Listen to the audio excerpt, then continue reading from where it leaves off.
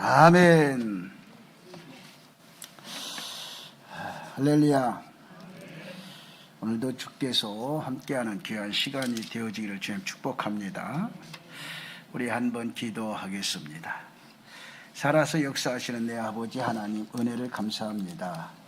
오늘도 참으로 귀하고 복된 날 허락해 주시어 저희들 주 앞에 나와 하나님 앞에 신령과 진정으로 예배를 드립니다.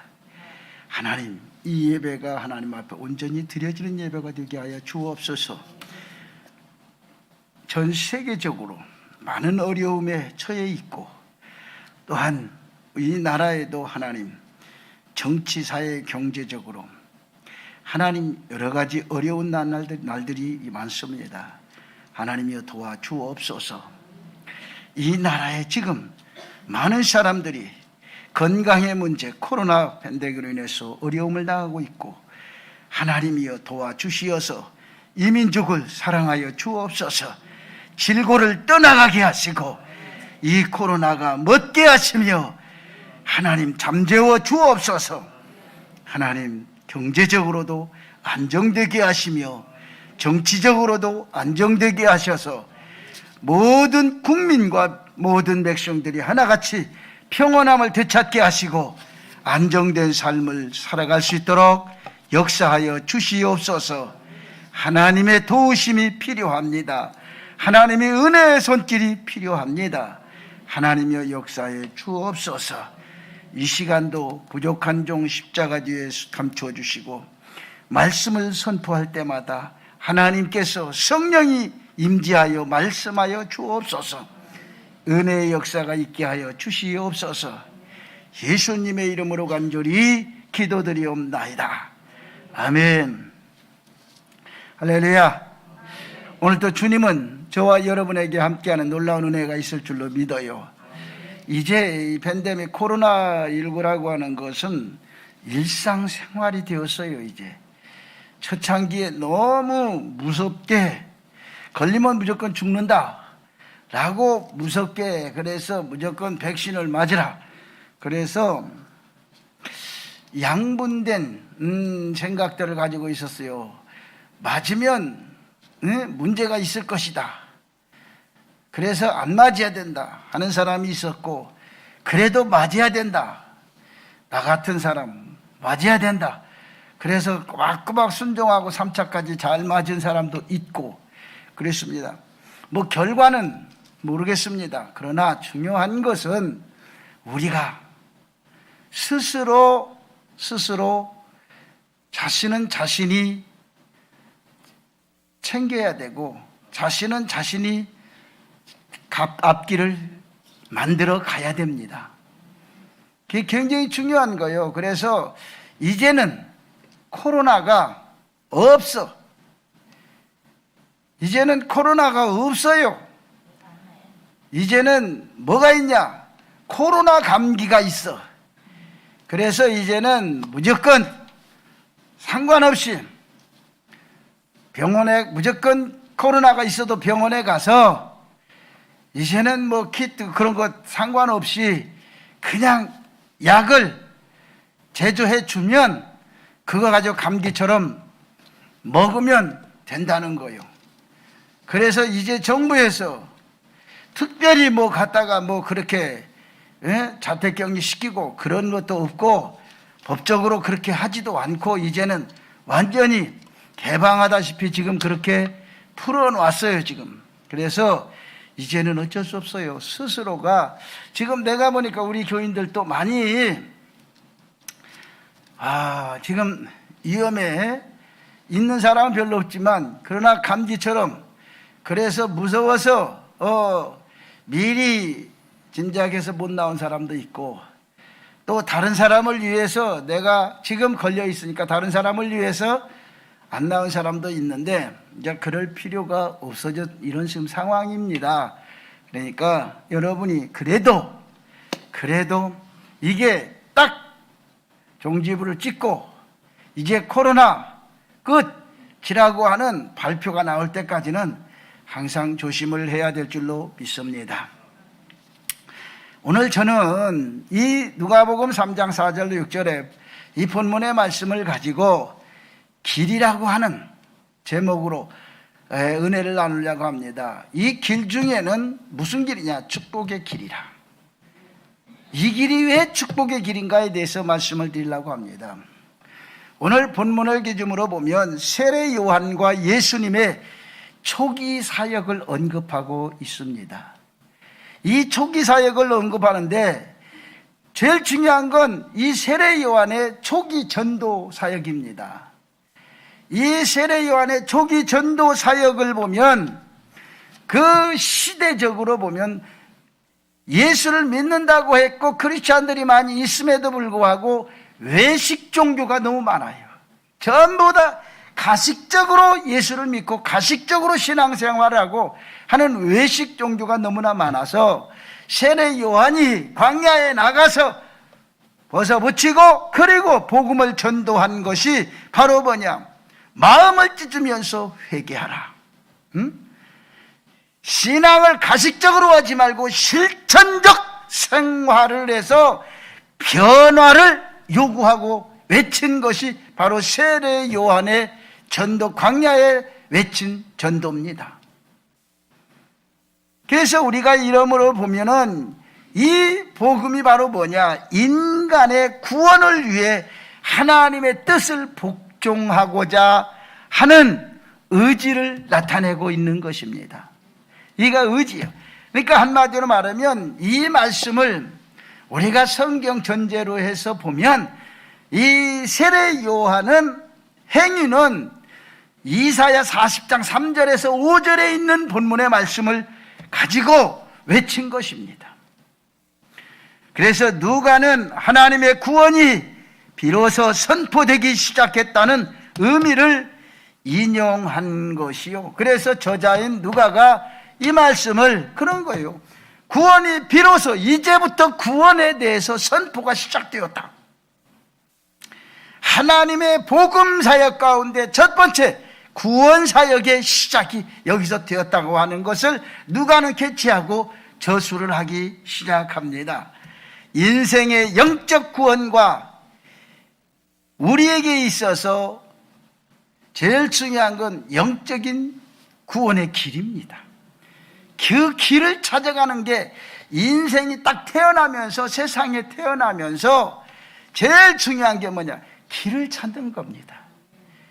어떤 사람은 이미 길을 잘 닦고 놓아서 평생을 평탄하게 가는 사람도 있는가 하면 또 어떤 사람은 이 길이 본인이 태어나면서부터 길을 스스로 만들어 가야 되는 개척정신이 아니면 살 수 없는 태어나면서부터 정말로 가시밭길 같은 그러한 고난의 연속 그 길을 스스로 만들어 가야 하는 사람도 있습니다. 그것을 불공평하다고 이야기할지 모르겠지만 그러나 하나님 편에서 보면 그 이전에 보면 부모가 잘 살았던지 부모가 그 길을 닦아놨는데 이전에 그 증조부가 닦아놨는데 아버지 시대에 다 까먹었던지 그러면 그 이전에 닦아놨는데 증조부 시대에 다 까먹고 아들 시대까지 또 시작해서 이 개척을 해 나간다든지 길이라고 하는 것은 내가 스스로 만들어가는 길. 근데 제일 중요한 것은 누가 닦아놓고 만들어 놓은 길보다는 내가 스스로 만들어가면 길이 더 튼튼하고 내가 만들면서 가는 길이 안정되고 그리고 확신적인 길이 될 수가 있다는 얘기입니다. 그래서 우리는 원망과 불평할 필요가 없이 그저 길을 있든 없든 내가 만들어 가야 된다고 하는 사실을 인지하시고 내가 만들어가는 길이 바로 뭐냐? 영혼의 길. 이 영혼의 길은 누구도 만들어줄 수가 없습니다. 우리가 육신의 길은 부모에 의해서 누구의 형제에 의해서 누구에 의해서 조금 도움이 될지 모르겠지만 그러나 영혼의 길은 스스로만이 만들어갈 수 있는 길입니다. 그래서 인생의 영적 구원의 길이 열리기 시작하는 것이 그때부터 시작이 되는 것입니다. 이것이 우리에게 오늘날 축복의 길이 될 수가 있습니다. 그래서 우리는 예수 믿고 구원받고 영생의 길을 간다고 하는 사실이요. 그래서 우리가 예전에 어른들의 모습을 보면 뭐라고 했냐면 사람이 죽었다 이렇게 얘기하지 않냐고 돌아가셨다 이렇게 얘기를 합니다. 돌아가셨다고 하는 것은 어딘가로 갔다는 얘기입니다. 내가 그 사람이 온 길로 다시 돌아갔다는 얘기입니다. 그 의미를 우리가 깊이 한번 새겨봐야 되는 것입니다. 그래서 축복의 길은 인생의 길과 아주 밀접한 관계를 가지고 있습니다. 사람이 사는 곳에 길이 생기기 마련이고 길이 있어야 편리하게 살아갈 수도 있습니다. 길이 우리에게 있느냐 없느냐, 길에 어디로 뚫려 있는가에 따라서 땅이라고 하는 것도 가치가 다릅니다. 그래서 길이 없는 땅은 있으나 마나 하는 땅이고 길이 없는 곳에는 발전도 없습니다. 그래서 땅도 길이 없는 땅은 뭐라고 하냐? 눈먼 땅이라 그래요. 눈먼 땅. 그것을 뭐라고 하냐면 맹지라 그래요. 예? 쓸모없는 땅이에요. 그 땅이 있어도 가격을 제대로 받지 못하는 가치를 잃어버린 땅. 예? 우리도 인생이 살아가면서 길을 닦아야 합니다. 개인이나 민족이 흥하고 망하는 것도 길을 만드는 데 있습니다. 서로가 길을 만들어요. 그래서 광야에서 외친 자의 소리였던 세례 요한도 주의 길을 예비하라는 것이었습니다. 그런데 놀라운 것은 보세요. 세례 요한이 막 외쳤어요. 그리고 세례 요한에 의해서 예수님이 세례도 주었어요. 그래서 예수님과 세례 요한은 같은 동시대 사람이에요. 그리고 남도 아니고 같은 동네에서 태어났고 그리고 먼 친척 관계고 그리 잘 아는 사이예요. 그런데 예수님이 오신 걸 세례 요한이 알고 그 복음을 전하고 세례를 주고 베풀고 그랬어요. 그랬는데 놀라운 게 이제 마지막에 세례 요한에게도 서운함이 있지요. 뭐가 있었느냐? 세례 요한이 이제 복음을 그렇게 막 열심히 전하다가 감옥에 갇혀서 죽게 됐습니다. 그때 예수님의 능력을 세례 요한이 알아요. 그 예수님이 한 번만 오셔서 나오라 그러면 될 텐데, 예? 모른 척하고 찾아오지도 않는 거예요. 그러니 세례 요한이 서운한 거죠. 그런데 예수님은 이미 거기에 대해서 이 얘기를 했어요. 예? 광야 같은 세상에서 방황하며 사는 우리는 이제 축복의 첩경이 필요하다는 사실을 연지한 거예요. 이미 뭐라고 예수님이 그러신 거예요. 다른 게 하면, 예?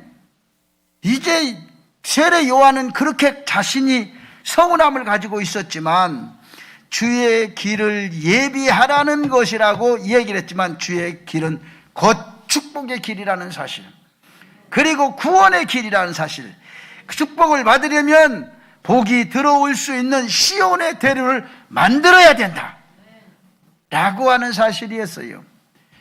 그래서 우리가 이 시온의 대로라고 하는 게 지금 우리가 그 이스라엘이 나라가 없을 때 그들이 무슨 시온주의자들이었어요.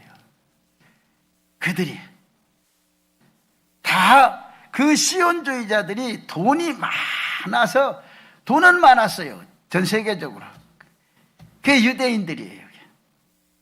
그 엄청난 부를 이루면서 지금도 그 시온주의자들의 돈을 전 세계적으로 싹 걷어들이면 세계가 돈이 말라버릴 정도로, 그 정도 세계 경제를 다 휘어잡고 있어요. 미국의 총체적인 경제를 다 그들이, 정치, 경제, 사회를 그 시온주의자들, 유태인들이 다 휘어잡고 있다는 거죠. 그러기에 지금 보면 중국이 그 방법을 우리나라에서 써요. 중국도 우리나라에 보면 어디로 중국이 미국하고 전쟁을 하든지 유럽하고 전쟁을 할래도 갈 수 있는 길이 없어요. 다 틀어막고 있어요. 강적들이 틀어막고 있어요. 강적들이. 그쪽으로 나가려면 일단 인도가 틀어막고 있어요. 인도는 인구가 중국하고 막상막하게 10억이 넘으니까 강대국이 중국으로서는 최강대국이 인도예요. 인도가 틀어막고 있어요. 그리고 두 번째 강대국이 베트남이 틀어막고 있어요. 베트남은 이미 중국하고 전쟁을 해가지고 중국이 진 그러한 경험이 있어요. 베트남이 이긴 경험이 있어요. 그래서 베트남을 강적으로 보아요. 그래서 그리 나갈 수가 없어. 단지 미국하고 유럽하고 어디하고 전쟁을 하든지 나갈 길이는 딱 하나가 있는데 제일 만만한 데가 어디냐? 한국이야. 그래서 그들이 자꾸 고구려가 지들이고 뭐 이거 만드는 것도 다른 게 없어요. 나중에 지금 자꾸 손질을 해가지고 이 나라가 자기네 땅이라고 하는 것을 역사적으로 뒤집어서 만들어 놓고 진행을 할 것입니다. 그래서 우리가 보면 그들이 시온주의자들처럼 개인적으로 계속 침투합니다. 들어와가지고 땅을 사요. 계속 여기다가 서울에다가 서울에도 지금 무지하게 많이 땅을 샀어요. 곳곳마다. 서울에 지금 한 29에 대해서 한 20군데에다가 그들이 지역마다가 전부 지역마다 차이나타운이라고 하는 걸 세워갖고 계속 했어요. 이렇게 지금 중국 사람들은 그래서 지금 그들이 여기 와서 살고 있는 숫자가 우리가 몰라서 그렇지 1000만이 육박한다는 거예요 지금. 그래 지금 제주도도 그들이 오니까 열어놓으니까 그냥 처음에 열어놓고 무조건 땅 사면 영주권 준다 그러니까 그냥 막 사재꼈잖아요. 들어와서. 그러다 보니까 제주도가 벌컥 뒤집어진 거야. 이러다가 중국 땅 되겠다. 거의 뭐 신제주가 생긴 데가 전부 다 중국 사람들이 장 딱 자리 잡아버렸잖아. 신제주는. 지금 난리가 나니까 그 도지사가 딱 바뀌면서 딱 막아버렸잖아요. 그 막으면서 이제 그게 더 사람은요 우리나라에도 각 지역에다가 그래 알바끼 땅을 다 사놓으면 꼼짝 못해요. 이러한 부분에 우리가 지금 살고 있는데 그래서 우리는 뭐가 필요하냐? 정말로 길이 필요한데 그래서 모든 전쟁도 지금 길을 뚫려고 땅 따먹기 전쟁이 왜 하느냐? 땅 때문에 그래요. 땅 때문에. 지금 러시아하고 우크라이나 전쟁도 땅 따먹기 하는 거예요. 땅 때문에 하는 겁니다. 다른 것 없어요. 그래서 우리가 늘 알아야 되는 것은요 평소에 훈련이 잘 돼 있어야 돼요. 지금 우크라이나에 한 1000명 되는 아주 그 훈련 잘 된 평소에는요 세계적으로 아주 정말 골칫덩어리였던 늘 그냥 백일 우월주의자들 그냥 여기저기 가서 폭탄 테러나 하고 아주 골치 아팠던 이런 사람들이 우크라이나에 들어가 나라가 세워지면서 우크라이나에 정규군이 된 거 아닙니까? 그러면서 그들이 지금 대신 싸우는 거 아닙니까? 그들을 못 이기는 거예요, 러시아가. 그러니까 우리는 평소에 신앙생활도 잘 훈련이 돼 있어야 됩니다. 훈련된 사람하고 안 된 사람하고 다르고 기도한 사람하고 기도하지 않는 사람하고 다르고, 준비된 사람하고 준비하지 않는 사람하고 다른 겁니다. 여러분, 지금요, 여러분이 깨어서 준비해야 돼. 지금은요, 내 영혼이 깨어서 준비할 때입니다. 영적으로 바라볼 세계가 열려야 되는 것이고, 그래서 광야 같은 세상에서 방황하며 사는 우리, 이제 축복의 접경이 필요합니다. 그러면 축복의 길을 만들려면 어떻게 해야 되느냐? 첫째로 축복의 길을 만들려면 어떻게 해야 되냐? 골짜기를 메워야 됩니다. 누가복음 3장 5절에 있는 말씀에 보니까, 오늘 본문에 있는 말씀 보니까 모든 골짜기가 메워지고 모든 산과 작은 산이 낮아지고 굽은 것이 곧아지고 험한 길을 평탄하여질 것이라고 얘기를 했습니다. 축복의 대로를 만들려면 우선 골짜기를 메워야 됩니다. 사람이 성격이 모질고 성격이 골이 있고 패지고 그러면 그것을 평탄하게 스스로 만들어야 됩니다. 자신의 성격을 고치고 자신의 잘못된 생각을 바꾸고, 그리고 부정적인 늘 말을 해도 빼딱하게 하고 말을 해도 부정적으로 하면 그걸 고치고 긍정으로 좋게 자꾸 만들어가는, 자신이 잘못된 곳을, 패인 곳을 메꿔야 돼. 그걸 그러려면 어떻게, 높은 산을 깎아서 흙을 갖다가 메꾸듯이, 그래서 늘 평평하게 메꿔가는 이런 길이 필요한 거예요. 그래서 자신을 만들어가는 게 필요해요. 자신이 딱 하니 내가 나를 만들어가지 않으면요, 이 세상에서는 나는 그 누가도 안 만들어줘요. 결국 나라고 하는 사람은 그냥 나락에 떨어져 쓸모없이 인생이 그대로 왔다가 그대로 가는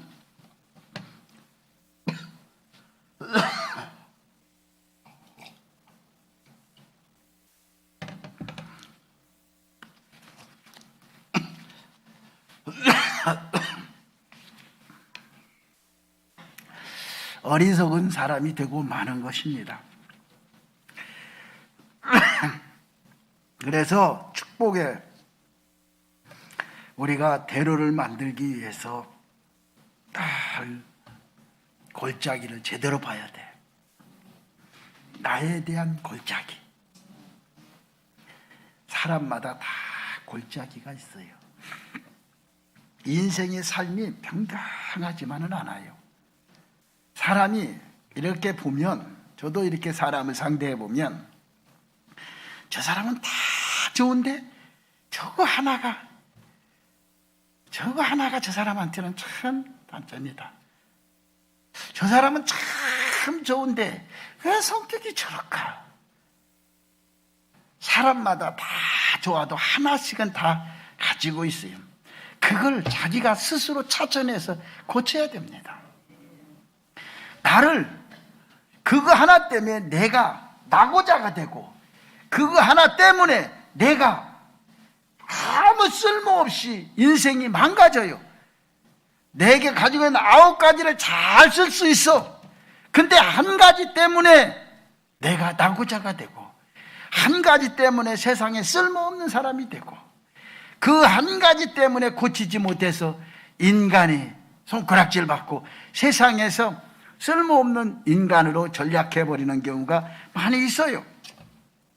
그래서 우리는 이 골짜기가 어떤 것이냐 먼저 알아야 돼요. 골짜기. 이 축복의 대로를 만들기 위해서는 우선 골짜기를 메워야 되는데, 내가 가지고 있는 그 골짜기가 뭐냐? 골짜기는요, 딱 골짜기, 여러분 산에도 계곡을 들어가 보면 계곡은 어둡습니다. 계곡은 어둡고, 그리고 그것은요, 어두운 것은 뭐가 필요하냐? 빛이 필요한 거예요. 빛이 잘 들어오도록 비춰줘야 되고, 또 골짜기에 들어가면 뭐냐? 답답합니다. 골짜기는 답답해. 골짜기는 시원함이 없어요. 답답해요. 그래서 우리에게 제일 중요한 게 뭐냐? 마음의 골짜기. 여러분, 마음의 골짜기, 생각의 골짜기, 언어의 골짜기를 메워야 합니다. 사람이 자신이, 여러분 이 시간 생각해 보면 내게 못된 것이 뭐냐? 있어요. 찾아보지 않아서 그렇지. 내가 잘못되고 내가 못된 것, 내게 못된 게 있어. 그 못된 걸 찾아내야지. 찾아내려고 한 번도 생각해 보지 않았기 때문에 못 찾은 거예요. 그거 하나만 제대로 찾아서 고쳐놓으면 그 물건은요, 최고의 가치 있는 물건이 될 수도 있어요. 이 세상에 최고의 쓸모 있는 물건이 될 수도 있어요. 지금은 내가 고쳐놓아도 쓸모없을지 모르겠지만 내 후대에 가면서 엄청나게 쓸모 있는, 가치 있는, 빛이 나는 그러한 물건이 될 수도 있단 말입니다. 그래서 여러분이 마음의 골짜기, 생각의 골짜기, 언어의 골짜기를 여러분이 찾아서 메꿔야 되고, 찢겨진 마음은 뭐예요? 상처난 마음. 여러분 살면서 상처 안 난 사람이 어디가 있어? 상처 안 받는 사람이 어디가 있어? 부부간에도 상처를 주고받고 찢기고 부서지는데, 상처 찢겨진 마음은 꿰매고 부정적인 생각은 긍정으로 바꾸고 절망적인 생각은 소망으로 바꿔야 되는 거예요. 바꿔야 복이 되는 겁니다. 그래서 우리가 다 살아가면서, 제가 가만히 요즘에 생각을 해봐요. 그러다가 참 나에게 상처가 많다는 걸 내가 느껴요. 이 상처가 어디서 이렇게 많이 왔을까? 그랬는데 나는 그 상처를 사람들이 다 원망을 해. 부모가 원망하고 마누라가 원망. 그런데 가만히 보면 그 상처는 내가 만든 상처요. 계곡을 돌아다니면서 그냥 옆에 가시한테 찍혀서 난 상처, 이 사람 저 사람 부딪혀서 만들어낸 상처, 이 상처들이 내가 만든 상처요. 내가 잘못해서 만들어 놓고도 늘 누구를 원망하고 불평하고 이렇게 인생을 살아서는 안 된단 말입니다. 이런 상처가 생기면 안 돼요. 두 번째는 뭐냐? 축복의 길은요, 모든 산과 작은 산을 낮추어야 된다. 본문의 말씀에 보니까 모든 산과 작은 산이 낮아지고라고 했습니다. 이 산이 높고 산이 있어서 길이 될 수가 없는 겁니다. 그래서 산을 보면, 우리 고속도로를 이렇게 여러분 다니다 보면은 그러죠. 고속도로를 보면, 고속도로에 가다 보면 터널이 있어. 왜 터널이 있어 그거 뚫었을까요? 산이 앞에 가로막혀서 그것을 어떻게, 너무 큰 산이기 때문에 그걸 파낼 수도 없고 그러니까 뚫어. 그래서 이북이나 한국이나 아주 굴 뚫는 데는 세계 최고야. 건물을 위에다가 20층 30층짜리 두고 그 밑에 굴을 뚫어. 그래서 그 뚫고 그 안에는 지하철을 들어가게 만들어. 이런 게요, 뭐 이북에서 이북 사람들이 굴 잘 뚫는다고. 여러분 그건요 옛날 얘기요. 우리나라는요 기술이요, 사람도 뚫어. 굴을 뚫어. 사람도 그 정도 굴 뚫는데 아주, 그래서 그 길이 안 나는 데가 없어. 안 나는 데가 없어. 내가 속초를 한번 가보니까, 자주 가는데 그 속초를 한 번씩 가면 아주 굴이 끝이 없어. 들어가면 어떤 굴은 들어가면 그냥 하여튼 차로도 한참 가야 굴이 나와. 그러면서 이걸 어떻게 뚫었을까? 그렇다고 굴 속에다 차 세워놓고 구경할 수도 없고, 지금까지도 궁금해. 그렇다고 내가 거기에 대해서 전문가가 아니라 그걸 자세히 알 수도 없고, 그러나 사우지간에 잘 뚫어 제끼는 것은, 뭐 이 차 도로 다니는데 도로 밑에도 막 뚫어. 위에 차가 막 다니든 말든 그냥 도로 뚫어. 참 대단하기는 대단해요. 근데 도로도요 금방 뚫어. 이 앞에 도로도 시작하더니 금방 여기까지 다 뚫었나 봐. 다 뚫었나 봐. 지금 청소하고 있어. 들어가 보진 않았는데 아직 뭐 개통을 안 했으니까 들어가 볼 리가 없지. 그런데 벌써 이렇게 차량들 덮고 세우고 뭐 하는 겁니까? 청소하는 것 같아. 그래서 내가 한번 어떤 분한테 물어봤지. 그랬더니 치우고 있대. 예? 그래서 네가 뭐 청소한다는 거지. 그래, 이렇게 보면 모든 것을 산이 가로막혀 있어도 다 뚫고 가는 거야. 그런데 사람에게도 산이 있어. 여러분에게도 산이 있고 골이 있어. 그래서 길을 만들 때 보면 산을 먼저 깎아서 그 흙으로 낮은 곳을 메꾸고, 그리고 작은 산은 교만을 의미하는 거죠. 이 교만을 낮춰야 됩니다. 사람에게 제일 중요한 건 뭐냐? 높은 산이라고 하는 것은 교만한 겁니다. 여러분, 지금 여러분에게 뭐라고 자기 약점 한번 쿡 찔러면 이건 당신 고쳐야 됩니다. 쿡 찔러면 기분 팍 상해가지고 한마디 다 하고 나가버려. 이런 걸 뜯어 고쳐야 돼. 누가 나한테 기분 나쁜 소리 딱 해주고 내게 잘못된 부분 딱 지적해주면 감사합니다. 정확히 받아들이고 고쳐야 돼. 그런데 우리나라 사람이 자존심이 강해 고치려고 하지를 않아. 그 예수 믿는 사람이 먼저 뜯어 고쳐야 돼. 예? 지금도 보면 올라가기는, 높은 자리에 올라가기는 쉬워도 올라가면 내려오려고 하지를 않아. 지금 우리나라도 보면 정치권에 보면 지금 난리야. 청와대 왜 안 들어오냐? 들어가고 안 들어가고는 그 사람 마음이지. 아니, 야, 이 집을 사. 안 사. 왜 안 사? 사갖고 빨리 여기 와 사러. 이게 말도 안 되고. 그렇지만 그 자리가 그냥 보통 자리는 아니야. 응? 그래서 여러분, 권력도 잡으면요 놓기가 싫은 게 권력의 힘입니다. 예? 돈도 여러분이 쓸 줄을 몰라서 그렇지, 돈도 많이 가지고 있으면 쓰기가 싫은 거예요. 돈을 쓸 줄 아는 사람들은요, 돈이 많이 가지고 있어도 돈을 쓸 줄을 모르는 거예요. 쓰기가 싫은 거예요. 그런데 돈을 안 써본 사람은 돈이 생기면 그걸 가지고 무조건 자기가 가져보지 못했던 명품으로 달려가서 무조건 쓰는 거예요.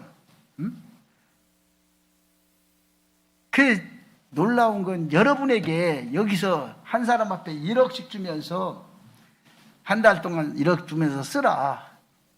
그러면 여러분 어떻게 생각해요? 제가 보는 관점에서 1억을 가지고 가서 한 일주일 동안 신나게 써.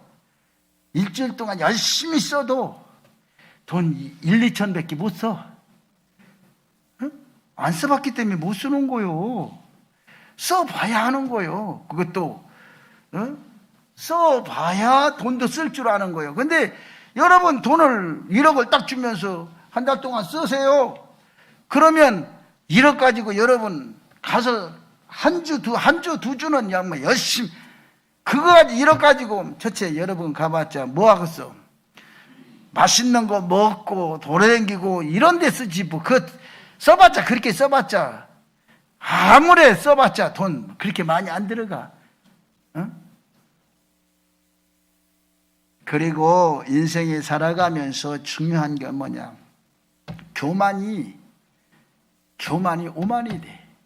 그 돈이 딱 있으면 사람이 주면 써야 되는데 그 돈 가지고 엉뚱한 쓸모없는 짓, 교만한 데 쓰고 오만한 데 쓰고 그걸 가지고 자랑하고, 예? 그런데 인생이 끝나는 게, 그게 돈 쓸 줄 모르는 사람들인 거예요. 돈 쓸 줄 아는 사람들은요, 돈이 딱 생기면 줄을 세워. 줄을 딱 세워가지고 줄 맞춰서 돈을 써. 그래서 큰 돈 쓸 거, 작은 돈 쓸 거, 돈을 딱 줄을 맞춰서 써야 되는 게. 그 돈 쓰는 걸, 그래서 돈을 벌려고 버는 또 배우지 말고 돈 쓰는 것부터 배우라는 거예요. 그래서 여러분, 돈 버는 공부는 무지하게 쉬워. 돈 버는 것은요, 여러분, 돈 버는 것처럼 쉬운 게 없어. 세상에서 제일 쉬운 게 뭐야? 돈 버는 거예요. 그런데 돈 쓰는 것이 여러분 제일 어려운 게 돈 쓰는 거예요. 그런데 돈 쓸 줄 모르는 사람들은 하는 말이 돈 쓰는 게 제일 쉽다? 돈 쓸 줄 모르는 사람이 하는 얘기입니다. 이게 바로 뭐냐? 그런 사람들이 뭐냐? 교만하고 오만하고 욕심도 있고 그런 사람이 겸손하지 못한 사람들이 하는 소리입니다. 그래서 우리에게 보면 잠언 11장 2절에 보면 교만이 오면 욕도 오거니와 겸손한 자에게는 지혜가 있느니라 그랬어요. 사람이 살아가는 데는요, 돈이 많이 생긴다든지 명예가 생기면 딱 뭘 가지고 써야 돼? 지혜로 써야 돼. 지혜가 있어야 돼. 돈 쓰는 데도 지혜가 있어야 되고 명예를 쓰는 데도 지혜롭게 써야 되는 거예요. 우리가 솔로몬 왕 같은 게 보잖아요. 보면 지혜가 있었지만 그 지혜를 제대로 사용하지 못해서 망친 거 아니에요. 잠언 29장 23절에 보면요, 사람이 교만하면 낮아지게 되겠고 마음이 겸손하면 영예를 얻느니라 그랬어요. 사람이 살아가는데 제일 중요한 건 뭐냐? 겸손해져야 된다. 겸손해. 사람에게 있어서 힘든 것 중에 하나가 첫째, 낮아지는 것입니다. 높아지기는 쉬워도 낮아지는 것이 정말 힘이 듭니다. 올라가기는 쉬워도 내려오기가 너무 힘이 들어요. 우리가 산에도 그래요. 등산해 보면 올라갈 때는 막 땀을 흘리면서 올라가는데 내려올 때는 더 힘들어. 힘든 거예요. 내려오지 못해서 떨어져 죽는 사람도 있고 낮아지지 못해 꺾이는 사람도 있습니다. 우리가 이스라엘에 보면 사울왕은 교만하다가 버림받았고 다윗왕은 겸손하다가 복을 받았습니다. 여러분, 겸손하면 천번 만 겸손하면 복이 되는 거지만 한 번 교만은 결국 인생을 꺾여버리고 마는 겁니다. 우리가 세계에서 우리나라 지금 교육이 제일 문제인데, 이 나라도 교육이 지금 엉망이에요. 그래서 우리가 세계적으로 최고의 대학이라고 하면 어디를 칩니까? 세계적으로 최고의 대학이라고 하면 어떤 대학을 쳐요? 서울대학이 세계의 최고의 대학인가요? 그럼 어디요? 여러분은 생각 안 해봤잖아. 미래가 없는, 내 아들을 최고의 대학에다 집어넣겠다, 교육을 시켜보겠다고 생각도 안 해봤잖아. 그게 지금 우리가 아는 미국의 하버드 대학입니다. 근데 이 하버드 대가 생겨본 이유가 생긴 것을 우연히 생긴 게 아니에요. 청고조들이 영국서 들어왔잖아요. 개신교들이 미국에 들어와 가지고 한 번 실수하고 실패하고 두 번 들어왔을 때 그들이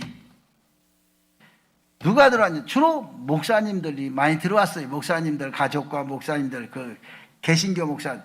그런데 그 중에 누가 했냐면 딱 그 사람들은 들어오면 교회당을 먼저 세워. 그리고 학교를 세워. 그런데 처음에 딱 와서 교회를 세웠어. 그리고 존 하버드 목사가 목회를 하다가 그 양반이 죽었어. 그 존 하버드 목사가 죽고 나니까 결국 그걸 정리를 하려니까 뭐가 있냐면 책이 있었어, 서재.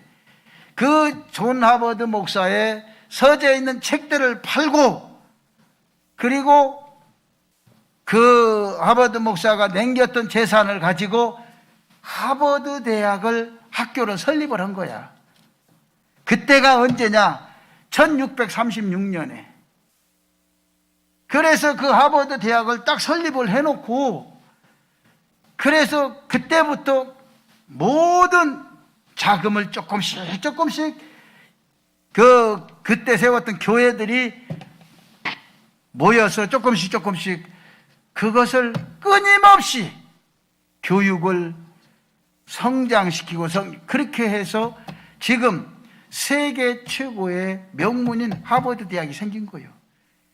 그게 1636년부터 지금까지 꾸준하게 계속해서 투자를 하는 거예요.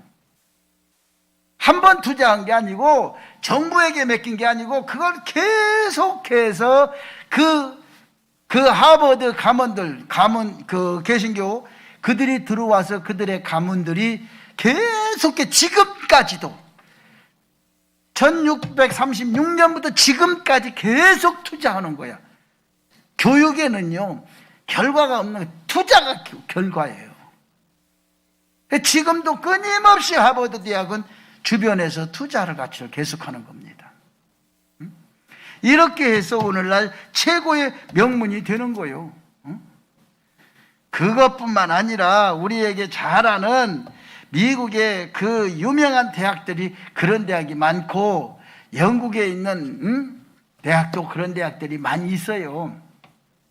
그래서 제가 이제 외국 가면 첫째 가보는 게 대학을 갑니다. 명문대를 쭉 이렇게 돌아보는데 제일 중요한 건 뭐냐? 정말 초창기부터 어떻게 세워져서 지금까지 어떻게 하느냐? 정부에다가 맡기고 이 관심이 없으면요, 명문이 안 됩니다. 계속해서 대대로 그 후손들이 거기에 투자를 하고 계속해서 관심을 갖고 그 학교에 대해서 이렇게 하니까 명문대학이 되는 것이지 그냥 되는 건 아니라는 거죠.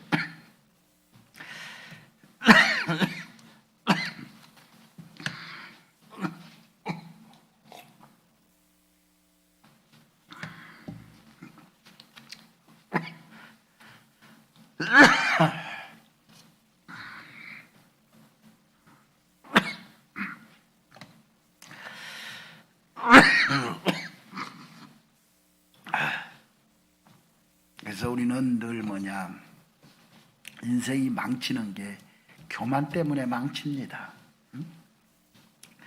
그래서 자신이 높은 산이 있는 곳을 깎아내리십시오.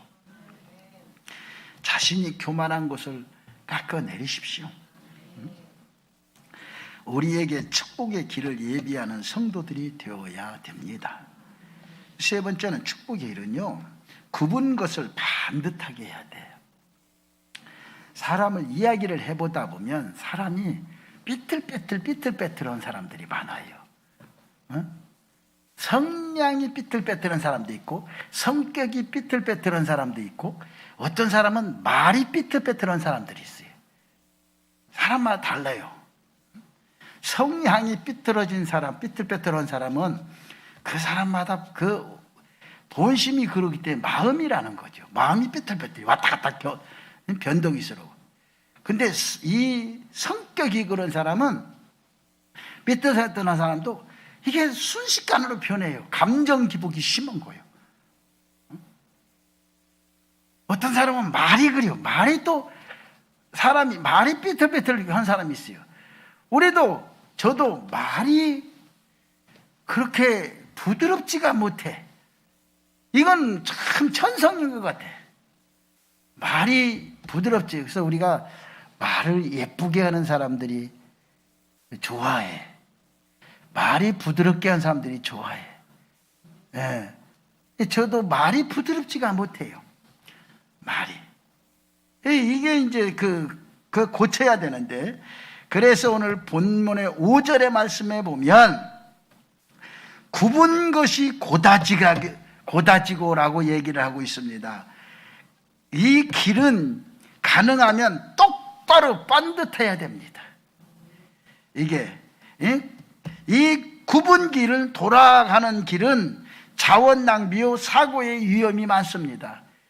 옛날에 보면 시골길들 보면 참 위험하게 배틀 이렇게 해서 이 뭐 99곡이라고 그러고 막 이렇게 위험하게 생겼어요. 그런 곳에서는 사고가 아주 많이 났어요. 예전에 보면. 그래서 길은 넓으면서도 반듯해야 된다. 이게 굉장히 굽은 길은 굽은 마음, 삐뚤어진 생각, 삐뚤어진 언어를 의미하는 거예요. 그래서 우리는 늘 마음도 반듯하고 그리고 생각도 반듯하고 그래서 또 여러분 말도 부드럽고 반듯해야 돼요. 그래야 되는 것이. 그래서 마음이 삐뚤어진 사람은 우리 주변에도 얼마나 많은지 몰라. 일이 어렵게 하기도 하고 남에게 항상 상처를 주기도 하고 또 그러한 사람은 사람에게도 축복이 찾아오지 않아요. 같은 사건도 정상적인 사람은 바르게 올바르게 보는데 비정상적인 사람은 같은 사건도 삐뚤어지게 보게 돼 있어요. 그래서 같은 사물을 보아도 삐딱하게 보지 말고 말을 해도 삐딱하게 하지 말고 사건이 중요한 것이 아니라 이 사건에 대한 해석이 중요한 것이다. 그래서 우리가 보면 대부분의 심리학자들을 교수들 이렇게 만나봐요. 심리학자들의 특성이 뭔가 찾아보니까 심리학자들의 출생, 상처 이런 단어를 잘 써요. 그 책을 내가 심리학자들 책을 쫙 읽어보면 출생, 상처라는 말을 씁니다. 누구나 어머니 뱃속에서 나올 때 이미 상처를 받는다고 얘기를 해요. 심리학자들은.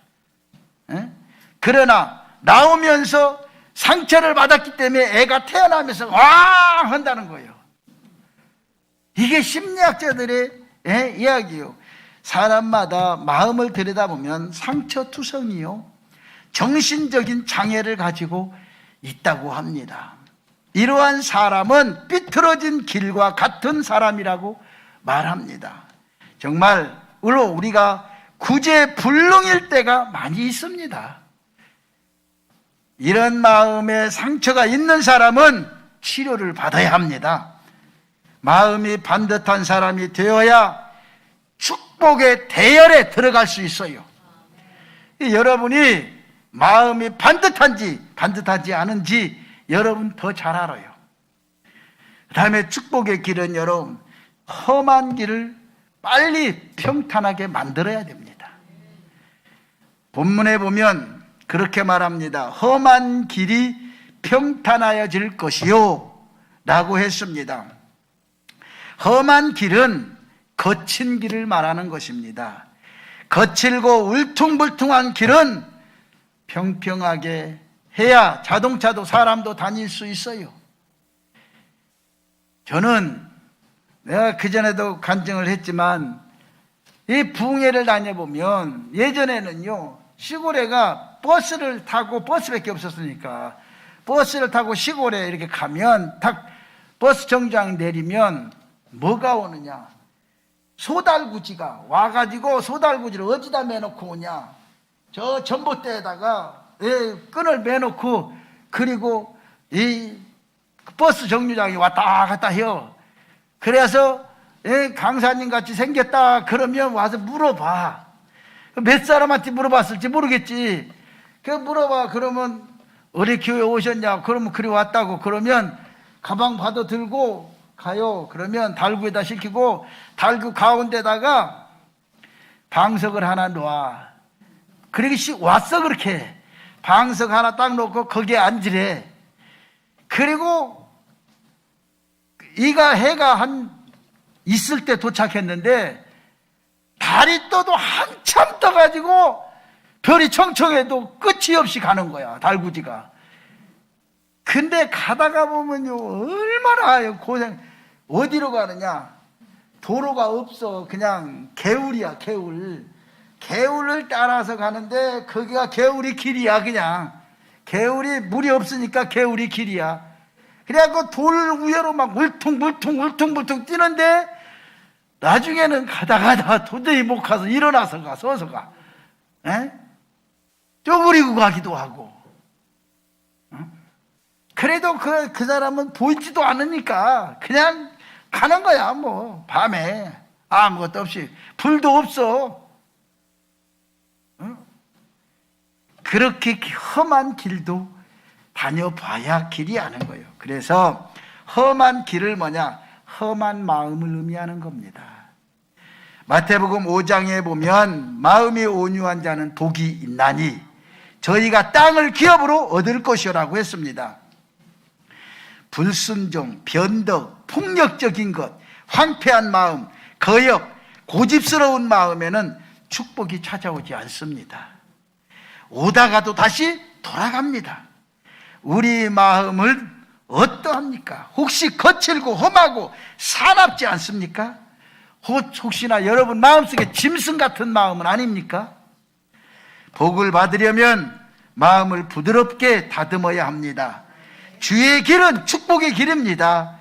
골짜기는 메워야 하고 산은 낮춰야 하고 구부러진 길은 반듯하게 해야 하며 험한 길은 평탄하게 해야 하며 축복의 길을 여러분이 만들어야 합니다.